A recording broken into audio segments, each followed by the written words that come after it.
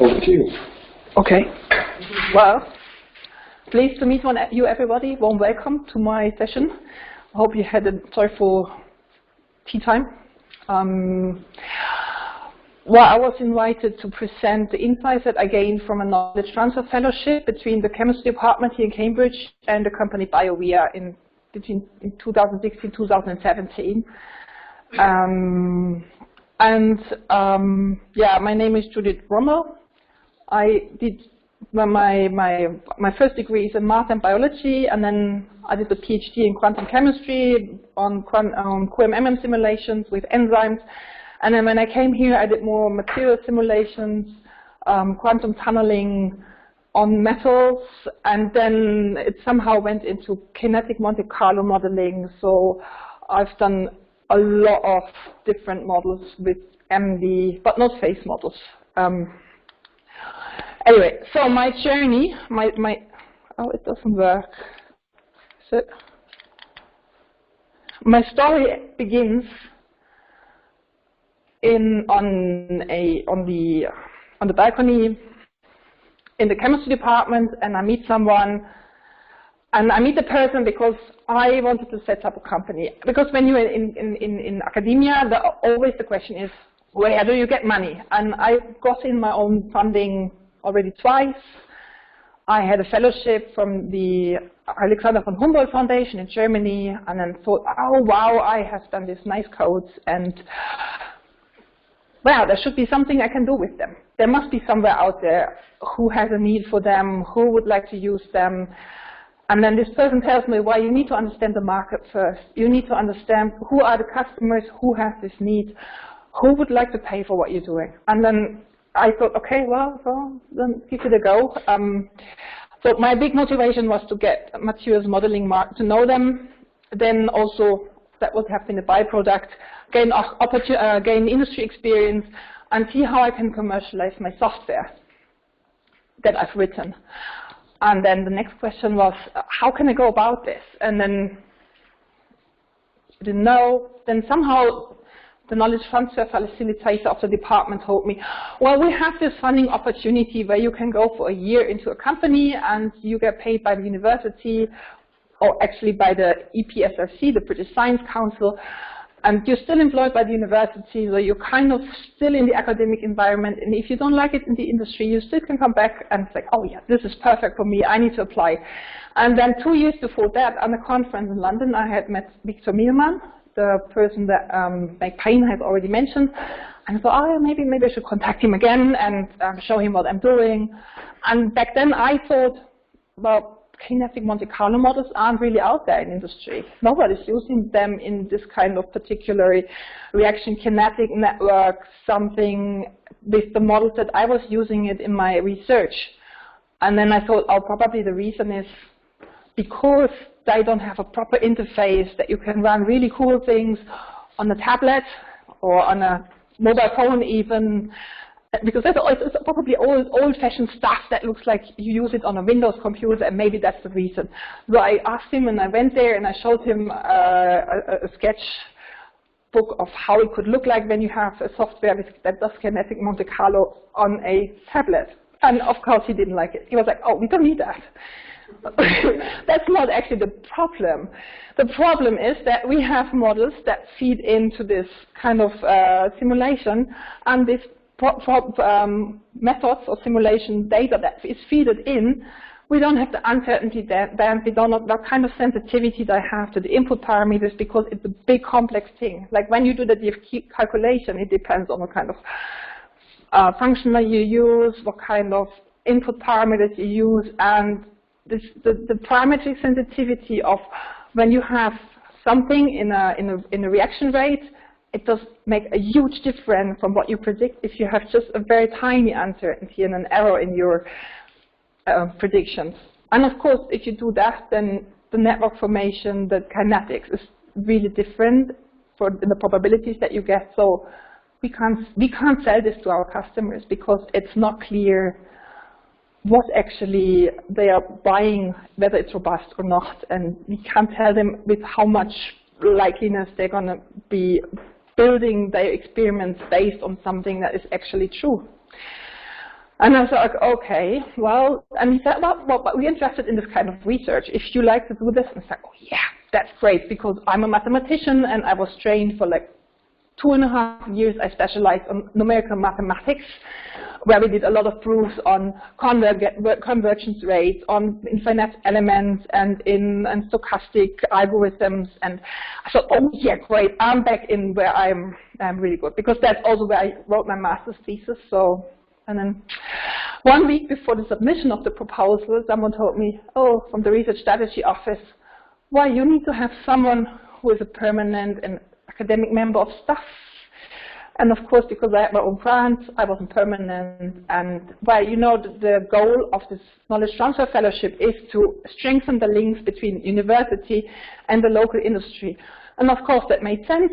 And then I talked to the company again, and I said, yeah, well, actually, one other problem we have is that when our customers, and I have given us this feedback a lot of time, when they are looking for reaction rates and for transitions from one chemical to the other chemical, they have a lot of manual work. And there's this professor, David Wales, he has this cool tool, and I was developing also with his code.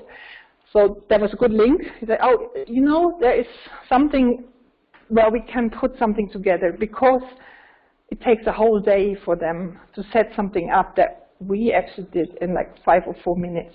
We had it totally automated. So it was about automating reaction rates calculations. That was then the topic. Very different from what I thought initially, and it was quite a good experience, because one learning for me is that begin with the problem that the persons have, the people have that you're going to work with, not with what I have to offer. It was more about them saying, yes, we want this, and probably the most important thing when you start going to a market and to the industry. Then, okay, we had 1 week, and I got a lot of support from the knowledge transfer facilitators. They were really helpful in telling me what I have to write, the benefits that we would get in for the department, for the company, for me as a knowledge transfer fellow, also how to generate a timeline and ensure that things are in place. And then she said, oh, it's also important that the company writes a statement, what they are going to give back. If they have you, if you work for them, what are they actually going to give back? And then all was set, and we got the yes from the research council. They said, yeah, you can start.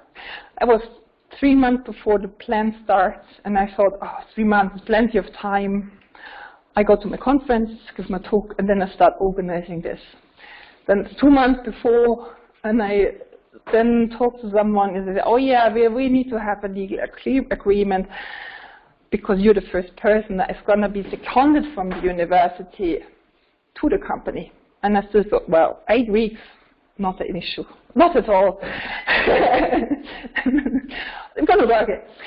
And then it was the time I should have started, and we still didn't have an agreement. It came back to the Cambridge Enterprise office. And then all sorts of things that I never had thought about that would matter to someone.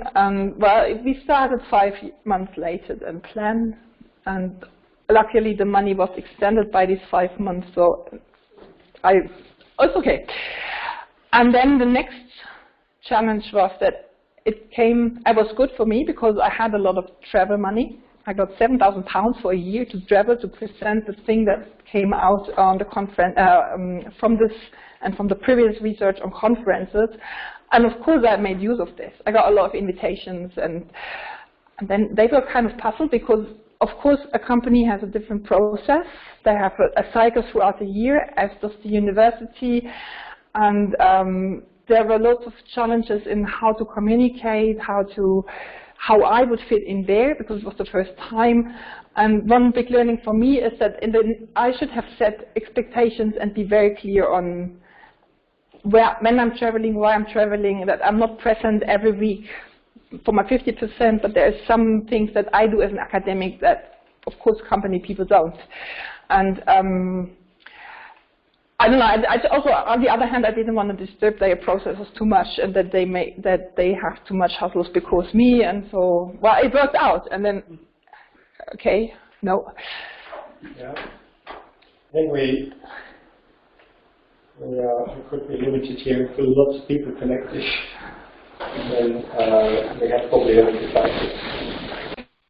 Yes. So then the one option would be to disconnect.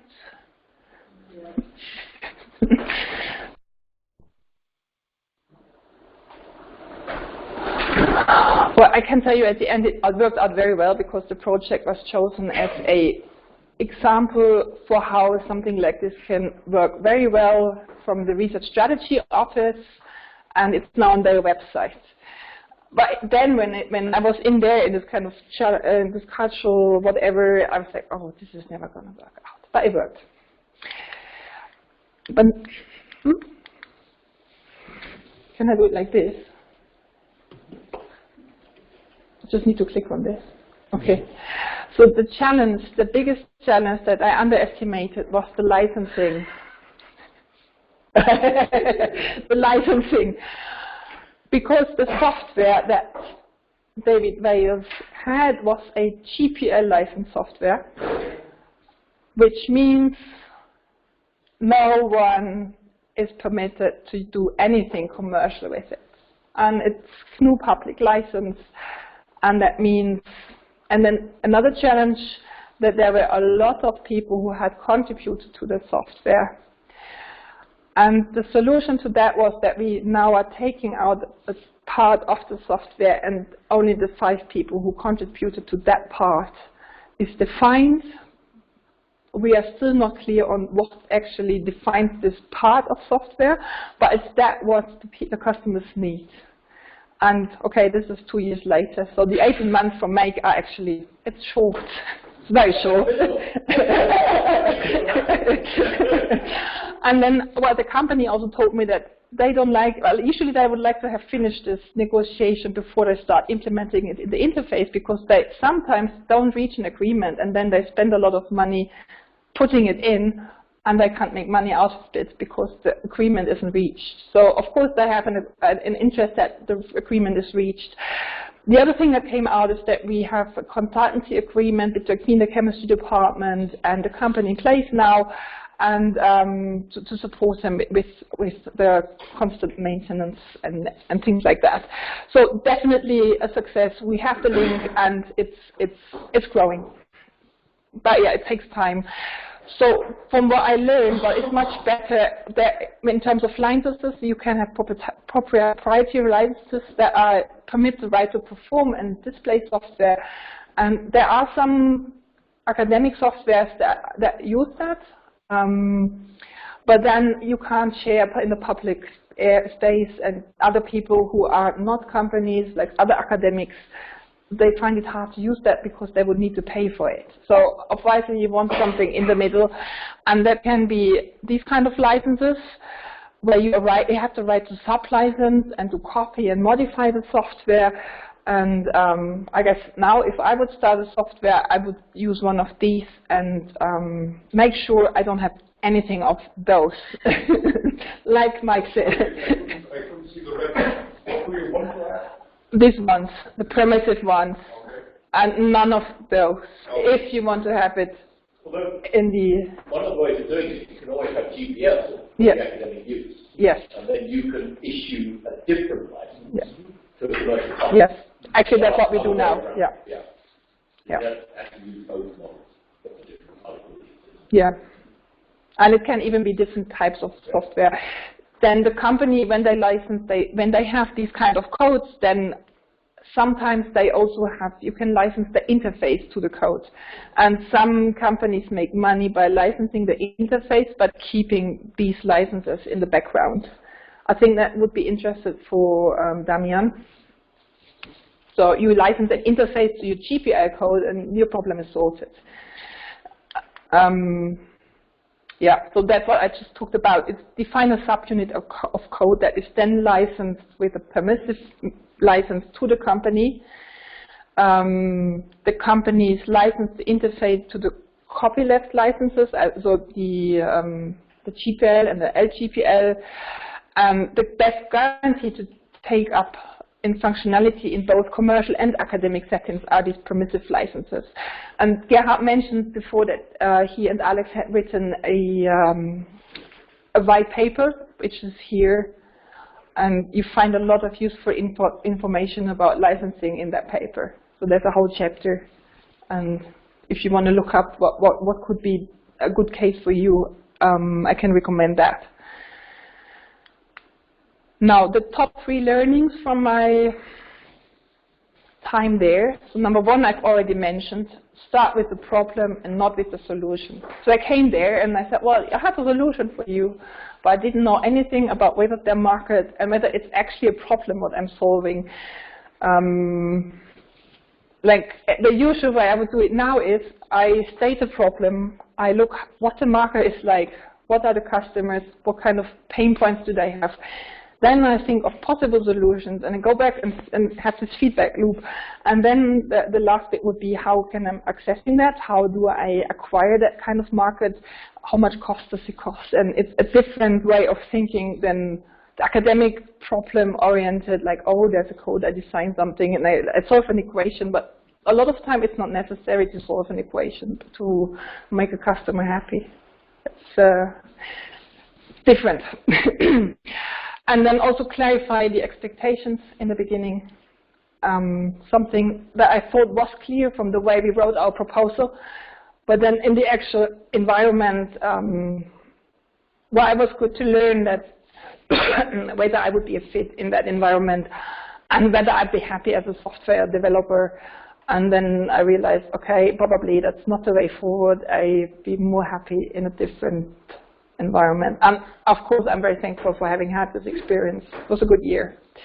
And then, yeah, in this year, the full cycle of commercial software development is also has a big difference in terms of what you test and what kind of cases you test for customers. Because in an academic settings, there are no papers for a for barrierless reactions. It's just boring for an academic. You don't look at these kind of reactions.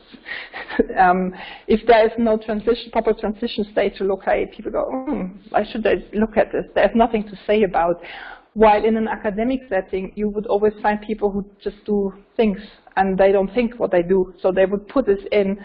And then, of course, the company or the software that we are selling needs to give some kind of feedback saying, well, stop, this is not going to work out. Or maybe it just runs through smoothly and says, well, we have now a barrierless reaction. Would you like to put it into another subunit of the code? Would you like to run this on this because there is some other functionality that you can use? That is one bit that surprised me, how many test runs on what kind of different systems we needed to do in order to actually say, yes, we're going to put it into the code. I probably spent half a year or at least a quarter of this 12 months doing exactly that, checking whether all sorts of systems would be happy to work with the code. That was very different. And then the other difference is how codes are tested and how, like as you said, the specifications for software, what kind of standards does it need to fulfill. That was also different from how I was used to do software development in the academic setting. Selected from the Research Strategy Office, you can also read something a journalist wrote about the outcome on this page here. And also when you're there, you see all the impact acceleration account possibility fellowships that are out there. So there is something to test early stage commercialization, there is something for people who are seconded, and there is another third type of how the University of Cambridge is supporting the knowledge transfer and the link between companies around Cambridge and the university. Okay.